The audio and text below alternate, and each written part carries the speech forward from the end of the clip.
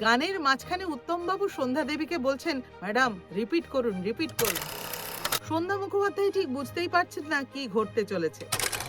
এই অসাধারণ ঘটনার স্মৃতিচারণা করেছেন স্বয়ং সন্ধ্যা মুখোপাধ্যায়।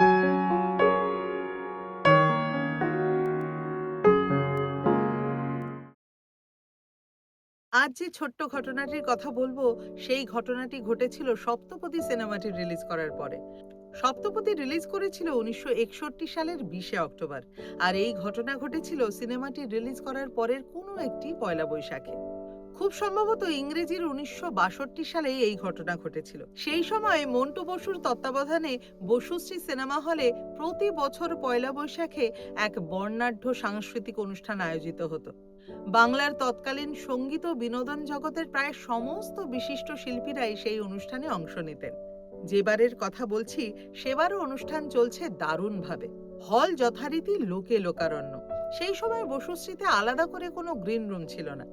সমস্ত শিল্পীরা মঞ্চের সামনেই বসে থাকতেন। এই অনুষ্ঠানে নিয়মিতভাবেই উপস্থিত থাকতেন মহানায়ক উত্তম কুমার। সেবারও তার ব্যতিক্রম ঘটেনি। মঞ্চে তখন গাইছেন সন্ধ্যা মুখোপাধ্যায়।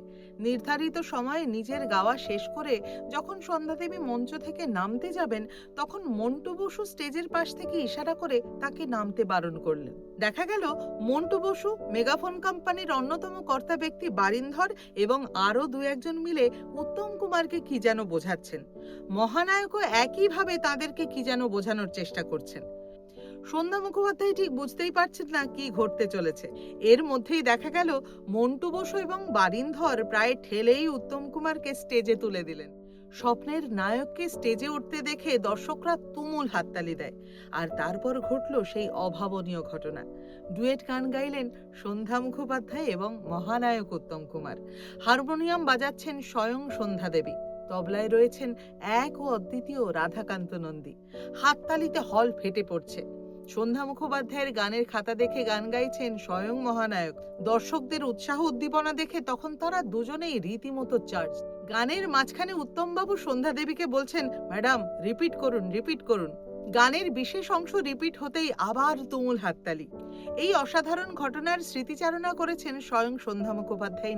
তিনি এও বলেছেন, সেই অনুষ্ঠানে উত্তম কুমার এবং তার এই ডুয়েট গানের ছবি তৎকালীন দেশ পত্রিকায় প্রকাশিত হয়েছিল। হয়তো আজও কারুর কাছে সেই মহামূল্যবান ছবিটি রাখা আছে।